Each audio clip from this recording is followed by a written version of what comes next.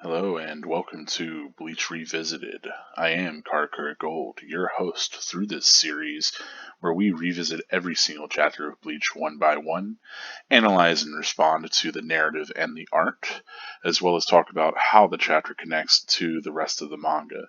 So if any of that interests you, if you're an old-time fan of Bleach or a new fan just getting into the series, regardless of where you are in relation to it, this is the place for you to enjoy the manga and think about it a little bit more, perhaps. As always, these episodes are divided into three parts. There will be a reading, an analysis and response segment, and then kind of talking about foreshadowing or how it connects to the manga at large, spoilers. So if that other stuff interests you more, you can feel free to hit the different timestamps or the time codes, chapters within the video, as you will. But let's go ahead and begin the reading. Hey, Chapter 24, June 17th, OP8, One-Sided Sympathy. It's raining. It is? But it was sunny all day. Wow. Tatsuki, can I borrow an umbrella? Sure. You should spend the night. Your house gets cold as a barn. All those holes. Oh, I got evicted. Evicted? Why evicted? Where are you living now? You're cabbing out? And it's reversible? I hate to tell you this, but that's not the height of luxury. Even if you do have that, it's reversible, so I sleep twice as good. Look on your face. Just kidding. I was evicted, but I'm staying in a hotel till I find another place. Sheesh. Don't scare me like that. So you've been lugging that sleeping bag around just for a joke? That's even scarier. Yeah, but I knew it wasn't that funny. After carrying around for a week, I was starting to wonder if it was really worth it. Your reaction was kind of a letdown. No, it was funny. Really funny. But hey, don't act like it's my fault that it wasn't funny. Are you sure? You won't bother anyone. My family's out for the night anyway. No, thanks anyway. I don't have my uniform here and I feel like walking tonight. Okay, later. Bye. See you tomorrow. His mother died when he was 9? I know what it's like to realize that nothing is sure in this world. What do I feel for you? Kindness? One-sided sympathy? I feel like now I understand you a little better. Ichigo. Bleach, Chapter 24, June 17th, OP8, One-Sided Sympathy.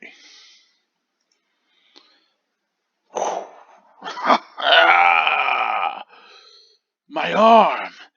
It's hanging by a thread!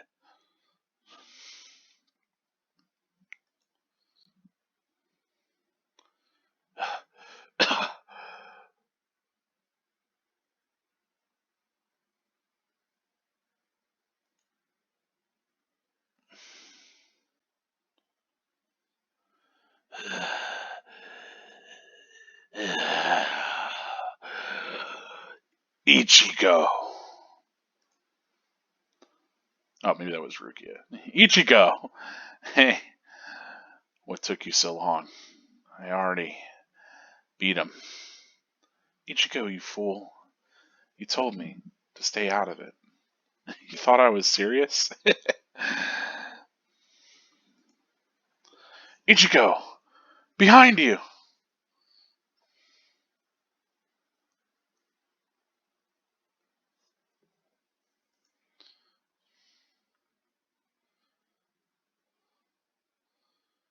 What?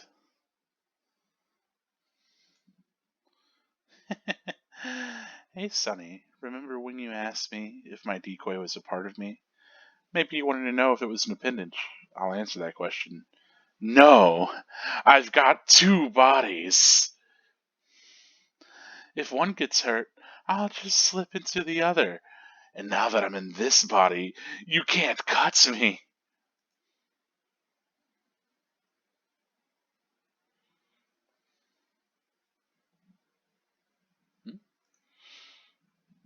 Rain. When did it start?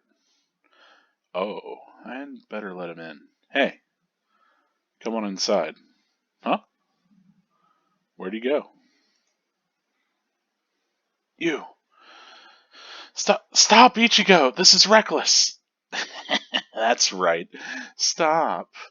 Beasts with acute vision are slaves to their eyes. Yes, beasts like you. You know it's me in here, but you can't cut me down because I look like your mother. And even if you can cut me, you're too badly injured to catch me. Come back here, Ichigo! Let him go. Stop. You can't fight anymore. This battle is over. Not yet. Not until he's dead. I can still fight. I can still. Ichigo! Ichigo! Rukia. It's alright. The Soul Reaper's life force is equal to his spiritual energy. If those wounds haven't killed him yet, then this fool's powers are greater than I thought. Thank you for not dying, Ichigo. Thank you. And that's it for Chapter 24. There is no mid, our end of chapter little like extra bonus that we usually get in the collected volumes in the tankobon, so that's where this chapter will end. Let me go ahead and hop back to the beginning of the chapter so that we can kind of get started on doing the analysis here for this one. So, Bleach Chapter 25, let me go ahead and again, kind of response analysis going through it page by page, talking about artistically as well as, narratively kind of what's going on. Pretty sure that's the first page. Yep. So we start with this drop of rain, right, and then we get a bunch more, and then the downpour. Yet again, I think this is effective. Using like kind of scene setting. I mean, memories in the rain, right? That's the whole deal of this entire volume. So here we get that rain, which connects back to, of course, the traumatic night where Ichigo lost his mother. And here comes the rain again, kind of punctuating and connecting those events. But also, we get some of those visuals again. Like I said, the power lines I think are pretty evocative, pretty common kind of visual motif throughout Bleach to evoke this sense of the urban setting. And if you remember, we haven't been with them for a while, but Tatsuki and Orihime were talking about this entire thing, right? Because Orihime saw that Ichigo was acting out of character, and so she went to hang out with Tatsuki because Tatsuki could tell her more about that. And so I think this is pretty effective in bringing us back to that place that we were at a couple chapters back. And again, we start with some levity. We get told that Orihime was evicted, which is kind of wild, right? I mean, her place did get smashed up pretty hardcore, so I wonder if they're holding her responsible, even though she said like a Yakuza did it. Obviously, they only have her testimony to go off of, I suppose.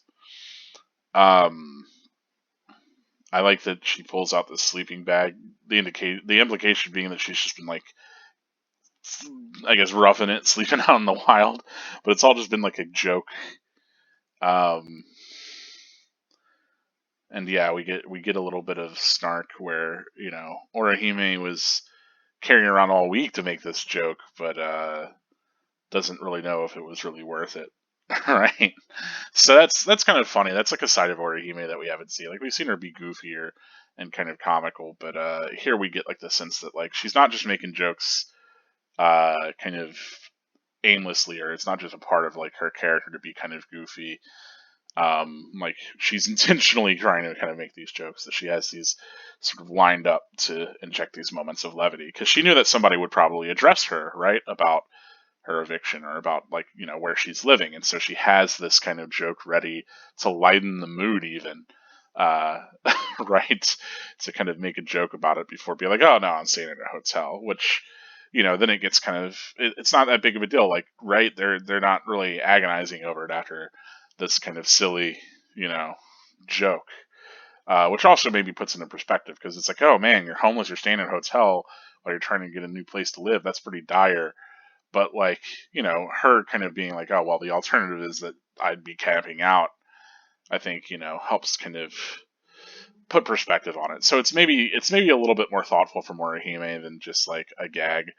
But yeah, interesting kind of development for her. Something that we haven't really seen from her yet is having like this sort of intentionality, excuse me, behind like some of the gags that she makes. Because with the other stuff, like with her having like weird food that she eats, or like her drawing of her future self, that kind of reads more as like just like her indulging in the things that she actually enjoys and being honest to herself, and like not like intentionally trying to make a joke out of things. Whereas this certainly is that case. But we get a little bit of Tatsuki being like supportive and trying to give Orihime whatever excuse that she could have to stay over. But Orihime just feels like taking a walk, like collecting her thoughts, being alone for a little bit. And of course, here we get, she reflects on how she lost her brother, right? Back whenever she was younger, and how Ichigo probably has gone through the same sort of thing. This idea that nothing is sure in this world, like, right, everything's transient. You don't have any guarantees. And to see that Ichigo's gone through that same sort of loss of like this very core familial figure, right? Even parental. She kind of has a little bit more. Maybe it's one-sided sympathy. She says, because clearly, it's interesting. Because the idea is that maybe Ichigo doesn't know all this stuff, right? That's why she's like talking about like one-sided sympathy. So the whole irony of it is that she's had like her memories erased. So like clearly, she doesn't realize that Ichigo knows about her situation, right? That like he's aware of everything with her brother. In fact, he helped resolve that even. So, I mean, she's not even aware of like any of that, right? She's been made to forget all of it. So it's interesting to think about where Orihime is here, kind of mentally, where she's thinking about like, oh, I understand you a little bit more, Ichigo, even if it's like a one-sided thing, which it totally isn't. Like it's Orihime and Ichigo. Like Ichigo clearly understands where she's coming from more and has that kind of connection to her and that sort of resonance as well. So it's interesting to think about. And again, here we get that, kind of cast in shadow slightly. The power lines, that visual images were taken to a new scene. And it's once you get familiar with like not just obviously those kind of recurrent visuals, those motifs, but once you get used to the way that which like the manga uses, like how Kubo will often do this sort of thing, right? This smaller scenery panel, maybe with a little bit of text. Like I don't even have to read the next page to know we're going to turn page into, well, it's probably going to be the chapter cover, but we're going to turn page, the next part of the manga that we're going to get is probably going to be Ichigo, right? Probably. But we're definitely transitioning away from this scene as we get a shot that's not character focused. And yeah, we get this cover art, fairly cool. Though that's about the depth of which we have Orihime there. And yeah, we're back to Ichigo in his fight with Grand Fisher, where he's practically torn Grand Fisher in half. And as we know, even though Grand Fisher can regenerate, we've seen that. It's unclear, how much. Like it seems like this is really selling that damage. That sound effect, that like the doom sound, that gets used a lot. I've noticed the doom. But yes, we get a lot of this kind of insistence on Ichigo continuing to fight. And here, like that hole in his chest, like whenever, it's kind of interesting that we have that parallel, right? That Grand Fisher's been torn up and, his arm's just barely connected by a thread. And then we get, Ichigo's scabbard for his sword is also connected by a thread and it snaps here and, falls to the ground. He's having to hold himself up by his sword, so on and so forth. So they're both pretty ragged, both kind of at wit's end. And yeah, I love like how just in complete pain and like how this is drawn. I went back and like watched a little bit of the anime episodes around here because I was trying to go see if like how everything played out. And in the anime, they introduced like a unique kind of character because I'd forgotten if that was in the manga, and I had to go check for myself just to be sure. But yeah, in the anime, they introduced like a Soul Reaper that shows up around this time to kind of give a little bit more background on Rukia, and it's an anime only character. And I think, I ultimately like how the manga handles things a little bit better, where everything that we get about Rukia's background is so like on a need to know basis from Rukia, um, that we don't have these other characters kind of informing us, the reader, about any of that. That there's like this sort of mystery there.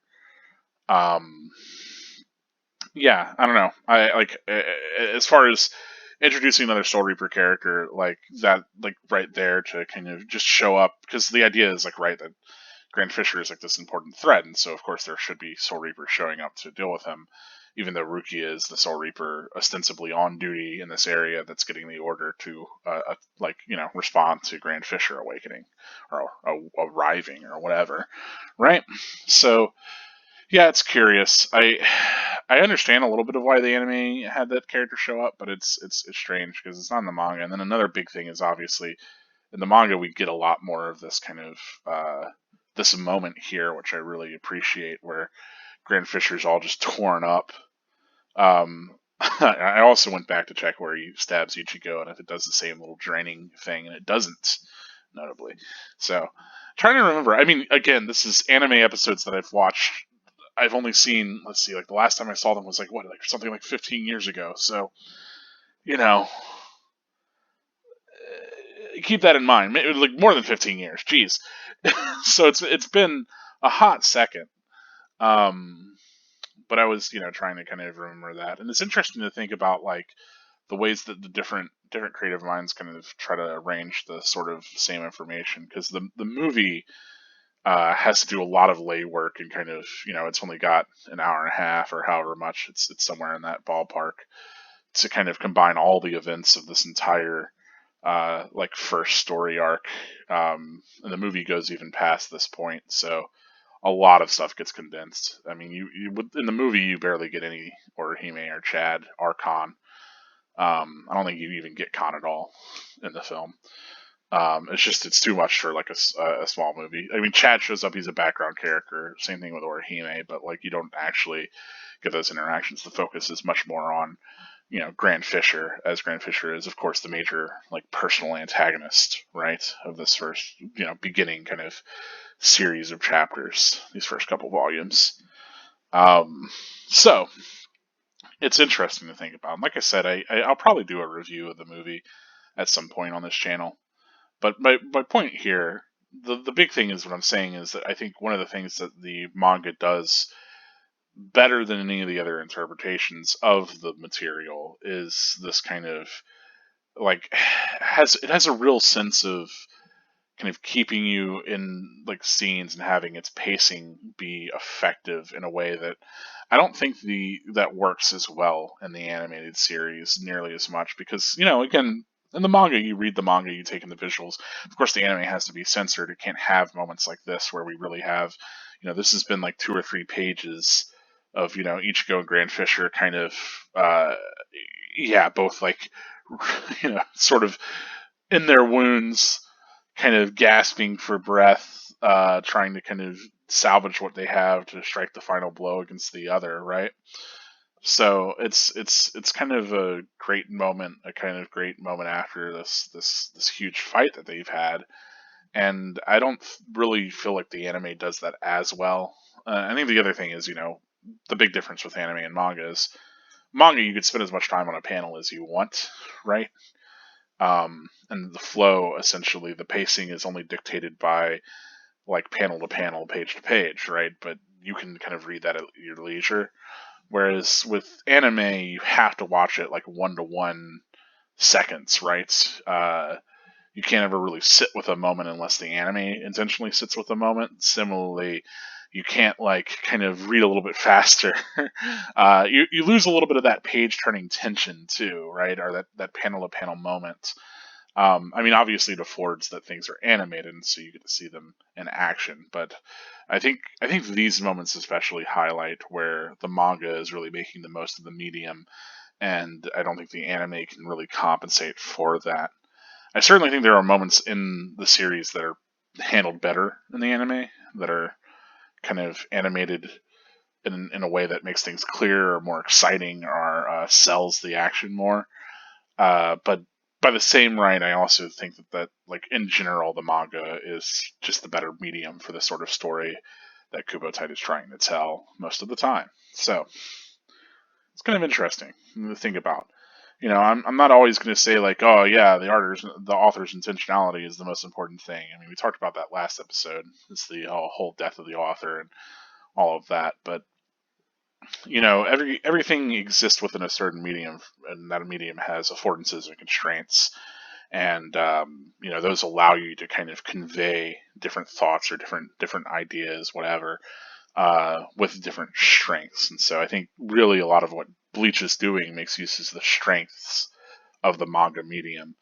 And I don't know how much that translates over to other mediums, but there are, certainly there's anime, there's a live action movie, there are, stage rock musical performances. So there's a lot of ways you can get your Bleach. I mean, there's light novels too, um, which I think Bleach is first and foremost a visual thing. I have hard trouble reading the light novels just because I think what makes Bleach so much for me is the strength of its visuals and the strength of its kind of visual pacing too. Anyway, and what I'm saying for all of that is that that's on strong display here, right? As we have Ichigo's scabbard falls to the ground, and we get the plips of rain on it, and the rain kind of starts to fall, really in full as the two are kind of ragged. We get that shot of Ichigo with Grand Fisher in the foreground. We get the flip shot of Grand Fisher being pretty torn apart and trying to collect himself. We get zoom, close-ups of both of the characters, right? Clearly, Grand Fisher seems to be in more dire straits than Ichigo, but Ichigo's having it pretty rough. And I like that we get the shot of the protagonist here. Ichigo's playing it real cool, you know. Yeah, he definitely was serious.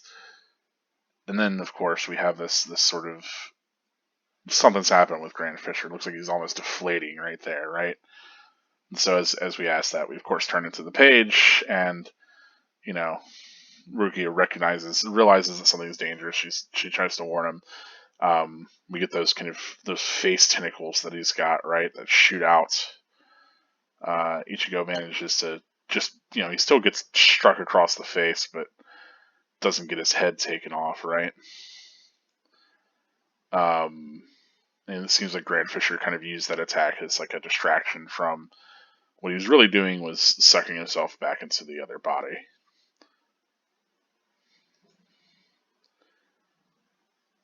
And I love, the Grand Fisher's limbs, the hollow hole inside of the, duplicate body.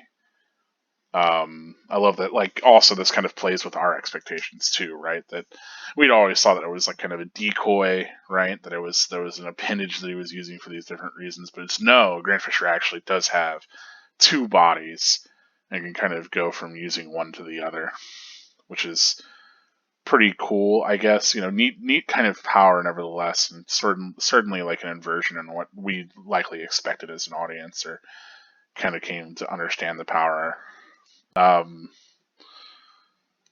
We get this real intense moment in like a very sudden cutaway. Not typical, but I think that's why we have this vertical panel to kind of help maybe sell that in a way. I definitely remember, and maybe it helps that I just recently watched the episode.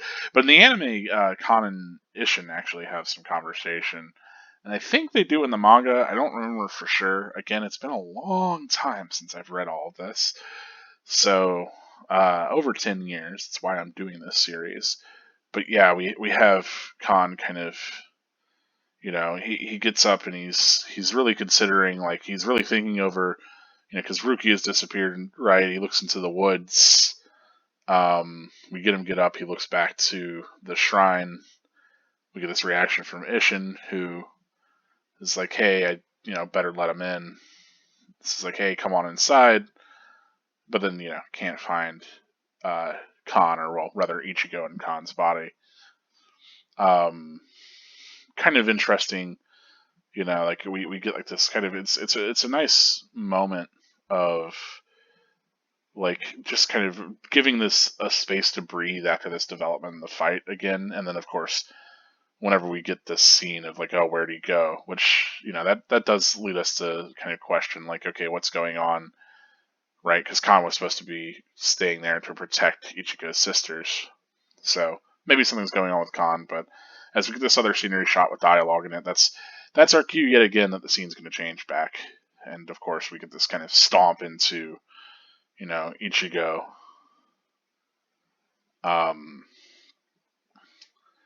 This is interesting that he's like beasts with acute vision are slaves to their eyes, right? That like those that really rely on their sight, that's also their detriment. And I like that Grand Fisher's calling Ichigo like a beast, right? And then that's essentially this is really Grand Fisher's MO, right? That he understands that other people can't. You can manipulate others based off of vision alone, right? So that's like this whole idea of like kind of deception, right, and manipulation, and that the image of the thing is important. And certainly, I mean, it's manga, whatever. But yeah, it just kind of takes to the sky. And Rukia really kind of entreats Ichigo, like, hey, look, you have to stop. And Ichigo, since he's still very much in that mindset of like he's going because he's made this promise, right, to Grand Fisher that he's not going to stop until Grand Fisher's dead. That he's going to cut him limb from limb, all that stuff, right? That no matter what, no matter how much Ichigo gets injured, he'll still continue to kind of harry this enemy and cut him down until he's absolutely dead. But Rukia is like, I think at this moment, especially considering her internalization after she talked to Ichigo here, she's realized that Ichigo's already kind of managed to win the fight for his own pride, right? That now it's become a fight of survival, and Rukia recognizes that she needs to step in because otherwise Ichigo's probably going to basically get himself killed if he continues to give chase. And yeah, here we have him collapsing. It looks like, Khan finally does show up. Because it seems like he was concerned, of course. We get a little bit of that in his expression. Some different use of the panel lengths, which is, I think, something new. We haven't really seen so much of that here in Bleach yet. But we get that a couple times in this chapter. We also get a little bit of kind of world building, right? A little bit of explanation of how these powers work, right? That their life force is equivalent to their spiritual energy, are their Ryatsu, if that's the translation you're going with. So they have this spiritual energy, and that they basically, no matter how much they're actually physically injured, whenever they're in that form, it's their spiritual energy that really dictates how lively they are. And so maybe like the idea of, yeah, sure, you can get a hand torn through your chest, right? That would kill somebody normally, probably so. But the sort of injuries that he's sustained, those are less literal injuries, right? That's more just like these strikes that are draining or whittling away at this spiritual energy that he has. But Rukia kind of is amazed that yet again refers to him as a fool, which is maybe in a lot of ways become more of a way of her being kind of less an insult and more sort of doting in a way. But she thanks Ichigo for not dying, that she doesn't have to go through this sort of loss again, because it's clear that Rukia has kind of been through these sort of situations before, right? Especially with the flashbacks that we've gotten from her. So she's grateful, that Ichigo upheld at least the thing that she asked, right, which was for him not to die, because they both had like a little bit of a bargain kind of going on here, a little bit of an exchange, right, where Ichigo's like, hey, Rukia, don't get involved, This is my personal fight, and Rukia said, okay, well, don't die. So the two of them managed to more or less uphold their ends of that kind of agreement. And that's worked out for them. Even though, yes, it is like they've been through a lot, obviously, in this night. It's still better than the outcomes otherwise, right? That they have both, speaking towards that flashback line that Rukia had, they have both their honor and their life, which is all they can really ask for. But yeah, I like that, confirmation, and also, that's something to keep in mind, especially as we go forward in Bleach and we think about, the way in which these characters get kind of brutally sort of thrown for the ringer, and a lot of the things where it's like, geez, why is that character still alive? How are they still alive? And it's like, well, no, they still have this spiritual energy that hasn't been completely, destroyed yet, right? That they're still very much this kind of spirit entity, so they're not subject to the rules of normal mortality. But yeah, I think this is a kind of great panel. I don't. So like, it's kind of curious, right? That Khan shows up. I think this would have all worked without Khan being there, because it's still Rukia kind of speaking directly to Ichigo and having that moment with him. I think the reason why Khan leaves is ultimately to show us that, like, unlike these other two characters, maybe Khan doesn't have as strong of those convictions, that, like, even though he said he would protect his sisters, like, it could be that. I think in another way, Khan can sense that Grand Fisher has fled the scene, and that, he should go and check on Rugia and Ichigo, right?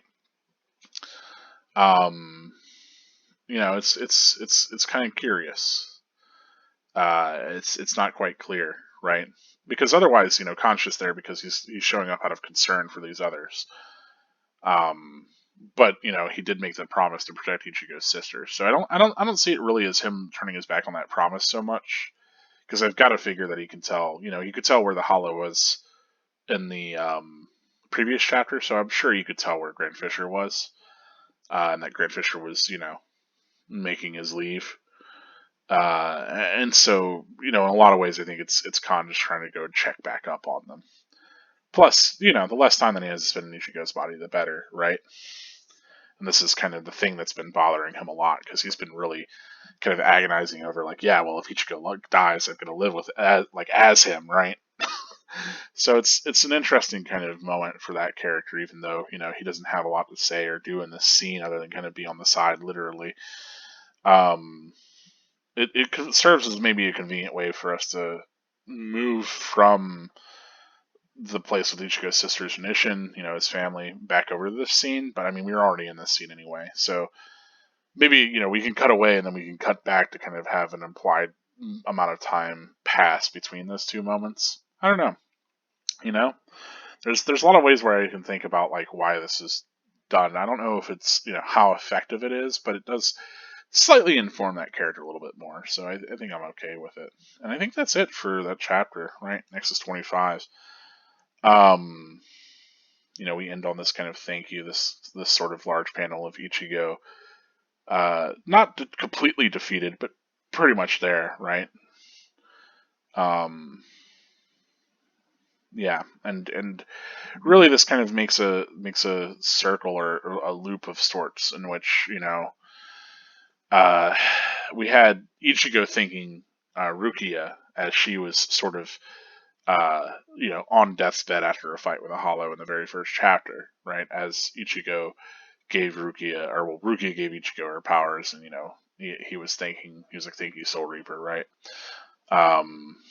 She's like, oh no, I'm Rukia, which is a great exchange. But I think this kind of brings us full circle, where we have Rukia kind of over Ichigo, who's not dead, but pretty close, right? He's very heavily injured after a fight with a hollow, and she's thanking him, but for giving her this gift of not dying, right?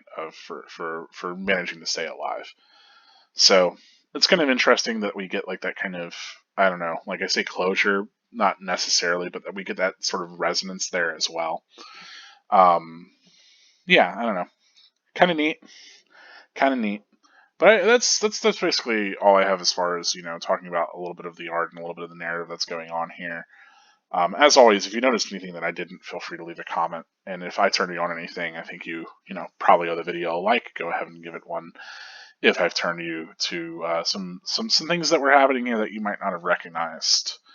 I don't think I have any particularly deep insights this time, but had some thoughts. Had talked about kind of how it connects across these different mediums and how I think that this medium does an effective job, as well as some other connections here. Into the significance of some other moments too, perhaps. Yeah, there's certainly some stuff that I have to talk about in the foreshadowing because I think there are some interesting moments of that as well. But before we get to that, kind of just talking about general response to the chapter, I think it's a solid, kind of end of this. It certainly brings us to, I think it, in a lot of ways, I like that Grand Fisher doesn't get completely defeated here. That we get like yet again another sort of, you know, moment of Grand Fisher tricking Ichigo, if that's another power from him, and then it makes this kind of escape. So it in a lot of ways it gives us something to build towards, right? That Ichigo was just barely able to stand up in this fight up to this point. Grand Fisher got into this other body, but then escaped because he realized like, hey, probably can't do as much in that body as the proper hollow body that he has. Probably more prudent to escape than try to continue the battle, especially with Rukia there, because the Grand Fisher doesn't really realize like how strong Rukia might be, right? Because she was forced to leave the fight. So realizes that maybe he's outgunned and runs away. Yeah, I think all in all it works for me. I really like that moment with Orihime at the beginning. I think it's interesting to think about that, especially with her not realizing that Ichigo does have the same sort of feelings for her. The sense of her being kind of one-sided whenever she's really not. I wish, yeah, I like.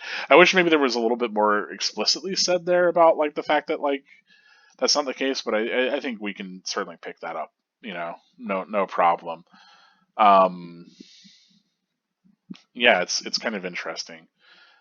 We get a little bit of a wrap up on a lot of these characters, a lot of the, I think it's very conscious of all the elements that it has in this arc so far, right? That we have Tatsuki sharing this whole story with Orihime, we have Kon, over with Ish and his family, we have, Rukia and her whole connection with Ichigo regarding this battle, we have Ichigo kind of resolving the battle, we have Grant Fisher and all of his kind of ideology and the way that he, looks down upon these sorts of the humans that he considers to be like beasts, um, and yeah, we get a lot of resolution of all of those little points, which I think it kind of neatly puts pins in a lot of those boards and brings them to different places of conclusion, right? So I think as far as kind of helping to start wrap up this arc, this volume, it does that in a lot of ways that I think are satisfying. I do like a lot of the kind of outcome. Obviously, you want to see Ichigo be big and badass and be able to defeat like the opponents that he has set forth before him. And I think in a lot of ways this gives Ichigo a bit of a win while establishing that he's still fighting a very much an uphill battle, right? Because the last couple fights he's sort of had it in the bag. He hasn't had much issue, but here we get establish this that there's much more danger in this world, and that Ichigo, even though he's able to defeat some opponents, those are kind of small fry compared to the ones that he might come to face. Yeah, it's ultimately, like I said, I think it's a solid chapter. I like the art in general. I think there's pretty effective use of a lot of the character expressions. This is a pretty expressive kind of chapter. Brings our characters through both comedic and serious moments. I think that all works for me. Again, we get the sort of same pacing that we got before, where it's like a moment of levity to kind of bring us from the tension back to this moment of combat. Then less a moment of levity, but like a little bit of a breather with Khan and Ish in there. And then we come back to the aftermath of this fight, this kind of denouement as Rukia, thanks Ichigo, and it's a little bit more of a sentimental moment. So I don't know, the same sort of structure that we had last chapter, right? Where we had, well, you know, back and forth between this kind of more levity or this other stuff kind of going on that helped sort of break up or, kept it from being too one note action all the way through. Um, a lot of times that is maybe something that like a lot of criticism gets kind of fallen upon with a lot of battle manga. It's like, oh well, it's they're breaking up this fight, like right? They start this fight in this one chapter, but then we have to go back to this other scene and we have to go back to this other stuff, and I just want to see the fight, right? And I don't know. I think if you just had nothing but fight chapter page back, that can get monotonous, right? That can get kind of that could start to be a little bit like you glaze over as you read through it. It's hard to keep it kind of intense or action packed, or even to write out a fight pace by pace, meter by meter, like that for several chapters. So it makes sense that you can have these other scenes, and then you can kind of tell a little bit more of a story than just characters clashing swords or fighting each other.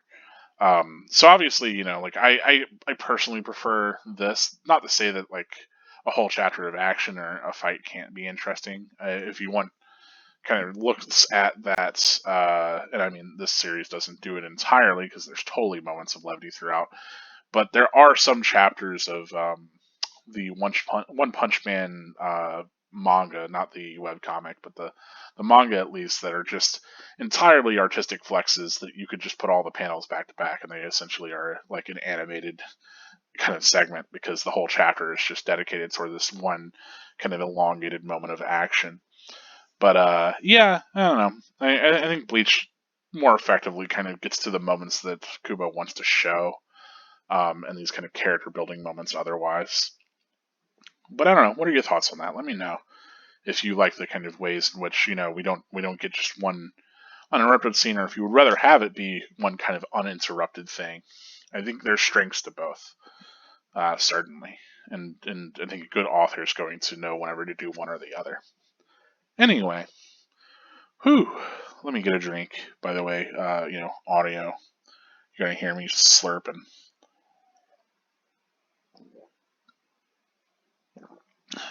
Mm. Let's get into foreshadowing. As I said earlier, there's a little bit that I want to do, so there will be some spoilers for the rest of this video. So, if you're not into spoilers, if you don't want to hear anything that comes after this chapter, you can go ahead and, finish watching the video now. Feel free to, leave. you can mute it if you want to give the entire video viewership. Just mute it and put it on another tab till it's done or whatever. But for those of you that are staying, thank you so much. Let's talk about how this connects, right? So, kind of coming out of this entire eviction situation with Orihime, I don't remember her changing houses, but I suppose that she does. I mean, obviously, she ultimately ends up moving with Ichigo and living with him. They get a house together, but that's like way, way in the future.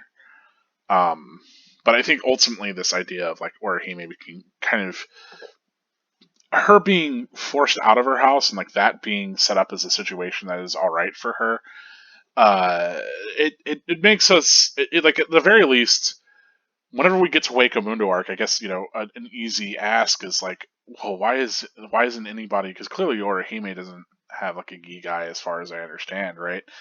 And maybe that's during summer vacation too. I'm trying to remember exactly where all of that falls, and like what gets established, like within the kind of human world elements. But obviously, Orihime, she ends up in Hueco for a while, and that's a bit of an issue if you think like, well, what if she's like living somewhere where, that's important, but clearly she's got kind of a fluid living situation. So interesting, nevertheless. Kind of builds towards that, but then we also get this sort of that sort of idea that Orihime has this connection to Ichigo that she feels like is maybe one-sided whenever it really isn't. And I think that comes to sort of define their relationship, right? where Orihime feels like all of that what she's feeling for Ichigo isn't reciprocated, that like she sees all this stuff inside of him, and she wants for this relationship that maybe he can't bring himself to, or that he's not there quite yet. Even though I think a lot of ways Ichigo sees Rukia, or not Rukia, what am I saying? Slip there. Whoops. No, a lot of ways Ichigo sees Orihime all in the same ways, right? He certainly understands the trauma that she's gone through and has feelings for her clearly, but because he doesn't express them, and I mean neither does Orihime to an extent, right? They both sort of have that breakdown where neither of them are able to get really close to the other because of whatever reason. I mean, the other big thing is like there's a lot going on in their lives throughout the series, through the whole manga. So it makes sense that they don't really have a moment to kind of confide in one another. It would have been nice to get one of those moments, especially within the last arc, especially like, even if it was something minor whenever after they defeated Yohabak, right? Because they are together, they are alone. They're finally, the threat's been defeated. They can go back to their normal lives, more or less. And clearly they must have had those moments afterwards because they end up married and with a child. So, we have to kind of ask, like, could there have been more? Should there have been more in the manga? But I do like that this gets set up initially, right? That because Orihime isn't aware of everything that Ichigo's kind of witnessed regarding her brother, that she very much feels like she understands Ichigo in a way that he might not understand her. That she has this sort of sympathy for him that's one sided, whenever it really isn't. And I don't know. I think a lot of that speaks towards like this kind of this inability to kind of make this connect, like this. Well, they're clearly making a connection, but like to really communicate that connection, right? That there's this unspoken bond, and I think that a lot of characters in Bleach have that sort of, unspoken sort of bond where they haven't really affirmed to one another how much they care for one another. You see that constantly, and I think maybe that's maybe meant to be more of a reflection of that's often how things can be in real life, right? Where we have a lot of these unspoken bonds with other people that we often do not affirm the sort of connections that we have, especially that other person. And so, if anything, this is a moment for me to tell you that, like, hey, go tell all the people that you love them that you love them. And, like, I'm not saying, hey, confess to whatever girl you've been crushing on. Maybe find a more elegant way to do that. But, like, your family, especially, right? Or, like, your best friends. I think there's so much, like, of this sort of sense, like, oh, man, that's my dog, or that's my friend, like, and I say dog, like, like, not a dog, but, like, it's like your good friend, right? They understand. Like, yeah, he knows I got his back, kind of shit. It's like, nah, man, you fucking say that shit. Like, tell him. Like as much as like you can be like kind of getting your head about like how whatever the relationship might be or however understood things might be. I think everyone likes and appreciates a little bit of that affirmation. And maybe that's what's tragic here in Bleach is that we have so much of these sorts of relationships that don't get affirmed really until some of the last arcs, right? Where we have constantly like characters like Orihime and Ichigo or Rukia and Byakuya are, like it's constant. So many characters that like look up to their captains or like they have this relationship with their like lieutenants or that like these hollows between each other, all over the place. These sorts of relationships that are they're going unspoken towards, when really a lot could be solved maybe by these characters actually having kind of conversation with one another. I don't know. I think that's realistic in a way, and that like we often don't open up that because it's kind of a vulnerable place to be in a lot of ways. Anyway, so yeah, that's an interesting kind of moment for Orihime that ends up, like I said, being kind of character defining for her. I love that he gets so gruesome. He gets like that chop in the previous chapter didn't seem that significant, but here it is, pretty much. As we come to learn, obviously, that the like way in which how much of like your Shihaku show and all of that is present is reflective of your Ryatsu, right? And so his you know, this snapping isn't just like a physical wound, but also represents this kind of this larger sort of damage that he's taken in this fight to his spiritual self, right? His spiritual energy has been kind of worn down, and we certainly get that later on. I think maybe Retsu comments on it, like whenever they're like in a way later moment, like in the battle in Kurakura or something like that. I do remember it being specifically brought up again. This idea that like their clothing, especially, is tied towards like how torn up or messed up, or like how much is still like there. Which is interesting to think, like, oh man, you get really roughed up, and then your clothing gets torn to shreds. But you know, you know what I mean. Anyway, obviously, the more physically haggard they are, it's a clear reflection. But I think it's also effective in just like, God, we see characters just torn up constantly throughout Bleach. Yeah, we get this kind of exchange of like, hey, stay out of it, and Ichigo being like, "Ha, you thought I was serious," and being kind of glad that Rukia came back. And certainly we get that. I think we get almost the same sort of exchange in return, right? Whenever Rukia is saved by Ichigo in Soul Society. So I'm looking forward to see if it's exactly the same, right? Where like, Rukia might be like, "Ichigo, you fool, I told you to stay out of it." And he's like, "I didn't think you were serious." I don't know if it's exactly the same. I do remember Ichigo showing up with the big like hovering mantle kind of thing and being like, "Yo." So it's kind of interesting. What took you so long? That sort of reunion, and it kind of played down, I think is really cool. Grand Fisher having the two bodies is really neat, and something that I wish kind of got worked into his design or his power set as an Arankar. Because whenever he shows up as an Arankar, he's just like, "Oh, I'm so powerful and I have this big sword." And maybe if he got to actually do like, like a Resurrection or something like that, we would see like this element of having two bodies. But this doesn't really return, which is upsetting to a degree. Because I don't think this notion of having the two bodies has ever returned to, at least with Grand Fisher. We do get the like character that essentially exists as two bodies or in two different places or whatever.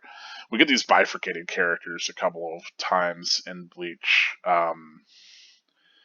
I'm thinking of like characters like Grimmy, who has like the mental kind of selves that he creates, or like I'm thinking about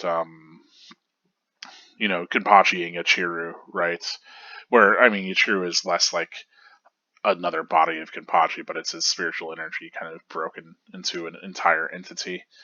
Very much similarly, Stark and Lilynet have the same sort of thing going on, but then come back together as one. Whenever he, uses his resurrection. So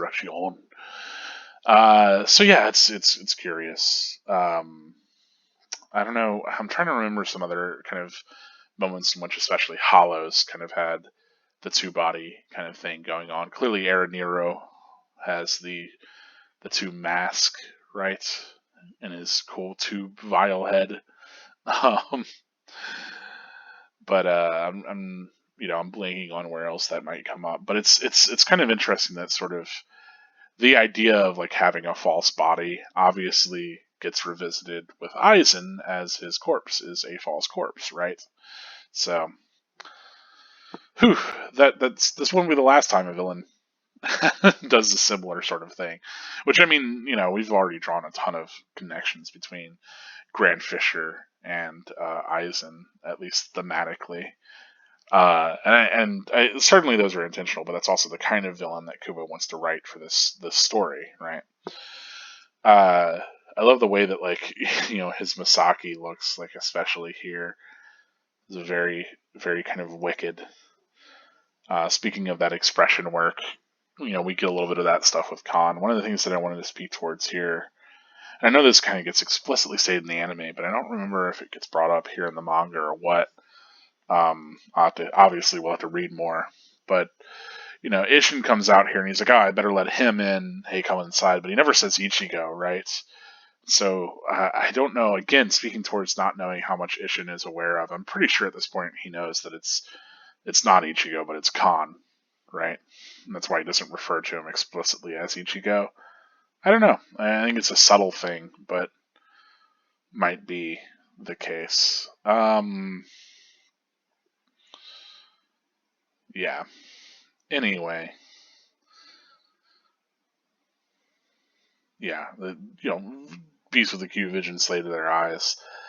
Obviously, again, lots of parallels to Aizen. This idea of people being easily kind of tricked, or Aizen has, while Beasts with acute vision or slay their eyes isn't really remembered as a memorable line from Grand Fisher. Not that I don't think a lot of people have, a lot of fond memories of Grand Fisher's dialogue, but or even really think about Grand Fisher that often, even whenever they think about Bleach. Because that's the thing, it's like whenever people talk about Bleach, like you constantly hear people be like, "Oh yeah," and they immediately go to like Ichigo and Grimjow and Ichigo and Ulquiorra and like these like kind of fights that happen throughout Hueco Mundo. Or even like a lot of people will talk about the Soul Society arc, right? But I hardly ever hear discussion. There's some people that will say, "Oh man, I like that first bit where it's Ichigo and his friends just fighting hollows." Before really things go off too much after the introduction of Ishida, right? And they have the big silly hollow hunt thing kind of go down. I think certainly there's like a shift in kind of the momentum and where the manga is going in these kind of larger overall stories, because very much here it's more like monster of the week sort of kind of thing. Obviously, it's not every week, but the idea that it's constantly like a new hollow that they have to go and address, and it kind of builds the world in these different ways.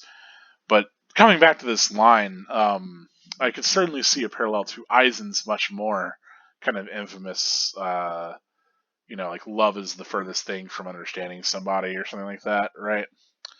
I think it's this character poem that has that, but where it's actually because Momo is like someone who is so emotional and has this emotional connection to Aizen that he's able to manipulate her so easily, right? That she's like a slave to her heart. Um, and so again, it's this idea of like recognizing what what kind of strengths somebody might have, or what somebody might rely upon, and then using that to manipulate them, or deceive them, or to keep them from being able to strike true. This is just, I love the shot of just like these little legs and hopping away. It's good stuff. And here, we get maybe like a moment where Rukia finally gets some sort of closure, perhaps, on that entire thing that she had with Kayan, right? Where she's able to really see that Ichigo survives this encounter with this hollow, um, thanks to her intervention to a degree, where Kayan didn't, right? And so, in a lot of ways, this allows Rukia to sort of at least feel as though she's maybe made amends with her past to a degree, that she's been able to kind of do what she felt was right, rather than what her duty was, which, again, that'll constantly be sort of a thing for Rukia, right? Is duty versus righteousness, or versus doing what is like morally kind of sound for her. But I mean, that's a lot of her arc too, and it's easy to kind of overlook, especially early on in Bleach, because we don't have as much of that kind of narrative insights, or as much of that. We obviously, we in retrospect, we can see that arc happening because we understand a lot more about Rukia and her place in Soul Society and who she is, and all of like the significance of what she's doing and what she's saying. But early on, it's neat that all that stuff is kind of there, because it's a lot easier to see these early chapters as like development for Ichigo and his friends, and less like Rukia really going through a major character arc this early on. So it's interesting. She gets a lot of closure of her own. And like that thank you, the thank you of Ichigo not dying really resonates with like Rukia's situation a lot more than we understand when we initially get here, because with the further context of her like having seen Kyan die and having had gone through everything that she had to go through with him, that's that lends this a significance that it didn't have before. But yeah, that's it for this chapter. Geez, finally had another one crack an hour, but we had a lot to talk about this time, so makes sense. It fits, but yeah, thank you so much for watching the video. As always, I really appreciate you getting through this entire thing. I know it's a lot to take in at once. I appreciate it if you did it at once, but always feel free to watch these in segments as you can, right? As always, I appreciate your viewership and your patronage. Please leave a comment. Let me know how the series is going for you. But otherwise, feel free to follow me. I've got the Twitter. Obviously, you can subscribe here. And I have the Patreon where you can support me as little as $1 a day. That really helps. So I do appreciate, no matter what way that you choose to engage and support with the channel, I appreciate that you're getting something out of this. That's my goal here. Again, to really just celebrate Bleach and to put these ideas and to kind of revisit the series and kind of grow more excitement for it. So, that's all I've got for today. This has been Karakura Gold with Bleach Revisited. Thank you so much. As always, spirits are forever with you. Stay gold.